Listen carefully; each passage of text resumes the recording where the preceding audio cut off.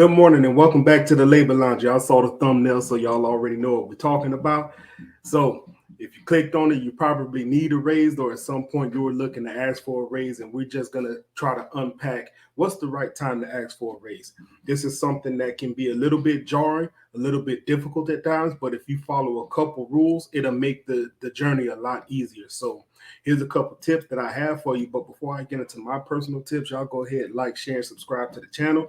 We're going to get into a quick clip. We're going to review it, and I'll come back with my thoughts on the back end.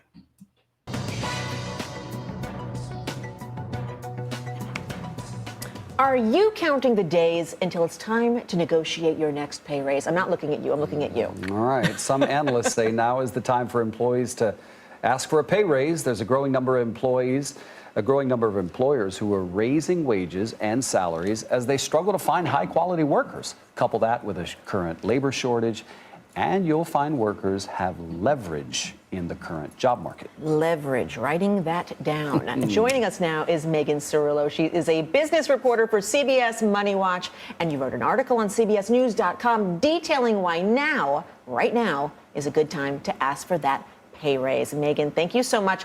Break it down for us. Why is now the time to ask for this? Well, I don't know about asking for a raise on live TV, but I do have some good tips for successfully getting your employer to pay you more. Workers are still quitting their jobs at high levels, and we know that during the Great Resignation, the so-called Great Resignation, workers quit over low pay and few opportunities for career advancement. This is a fact. You got people leaving these jobs left and right. People are demanding more money, and towards the beginning of this year, there was a huge campaign. Matter of fact, it actually was put into play where minimum wage is going to be $15 an hour. So people are demanding more money right now. And employers have jobs to fill, which has given workers newfound leverage. Remote work helps too, because that has expanded folks' opportunities for employment. So for the first time in a while, they can kind of set the terms and conditions of employment more so than they used to be able to. Got some tips for negotiating that higher salary? I sure do.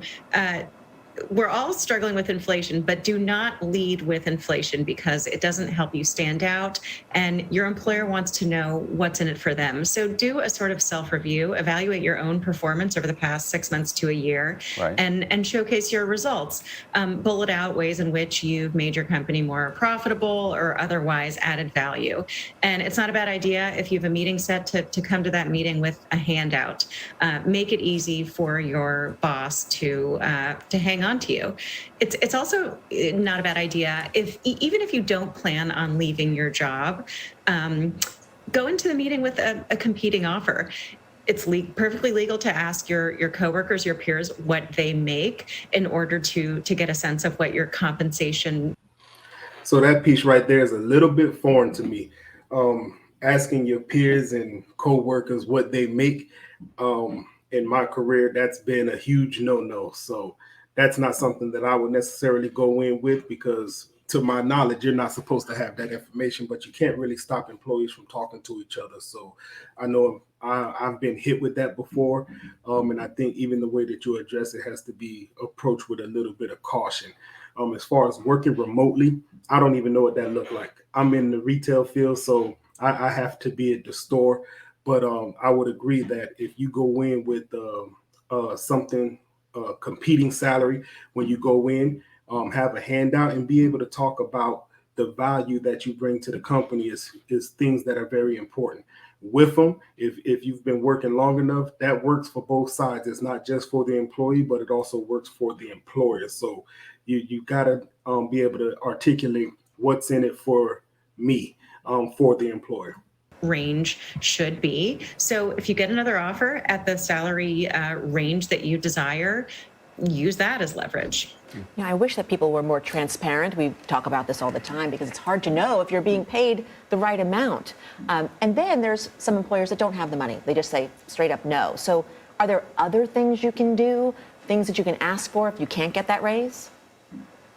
There are. If let's just say you're seeking a $10,000 raise, they say we can only do 7,000. You can ask for things that are of value to you, but might not cost your employer much. Ask for an extra week of vacation time. Ask for the ability to work remotely, or ask for them to make higher contributions to your retirement plan, for example, if they can't match that full increase that you're seeking. Megan, I think you'd agree, but we are our own best salesperson. Surely. And so when you go in there, we often think, well, they know how good I am. They know what I'm doing. But at the end of the day, they're so business with their own business and all the other business of the company, they don't know. So I like your handout idea. That's a good one.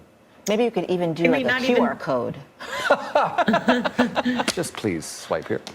Swipe here. Last word, Megan, is yours.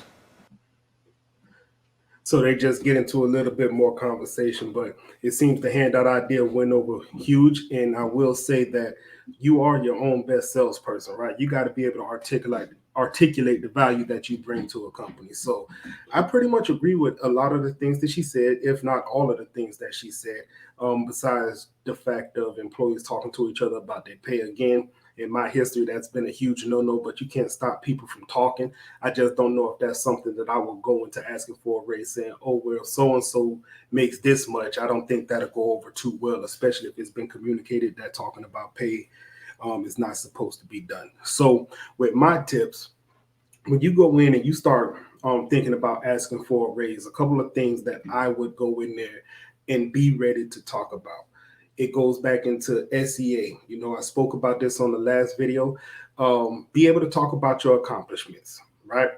If you can go in, you can articulate your accomplishments and you can tell the value that you bring to the company. Again, addressing the with them, what's in it for me. Explain to your employer the value that you bring. Let them know the accomplishments that you've achieved. Pick your time. Think about if you just successfully completed a project, correct?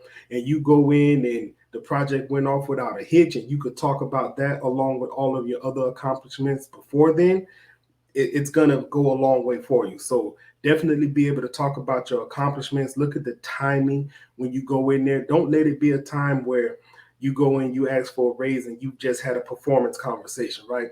I know that sounds crazy, but you'd be surprised it's happened in the past. People get written up, and that's the time they decide that they want to write for a raise, and they blame their poor performance on how much they get paid. Even though, you know, it could be something to it, but again, you can't ask for a raise when you haven't been performing at the best of your ability. So definitely be able to talk about your accomplishments.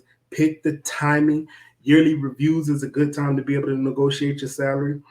Even when you get a job offer, those are times to really talk about your salary, because if you go in and you feel underpaid from the start, you're probably not going to perform well continuing going forward. So just make sure those two things are important. Pick the time, be able to talk about your accomplishments, and you go from there. Significant projects you completed successfully, you've run that team. You're adding value to the company, so you're looking for the company to add value to you, get compensated and get paid for what it is that you do. So thank you for tuning in. I appreciate you. We'll be back again with another video. Again, I got another one coming for you where we're going to be talking about negotiating a salary a little bit further and finding out if it's the best time to get a job when you have a job or get a job when you don't have a job. I think it's a no-brainer, but you'd be surprised how many people find themselves on the wrong side of that deal. So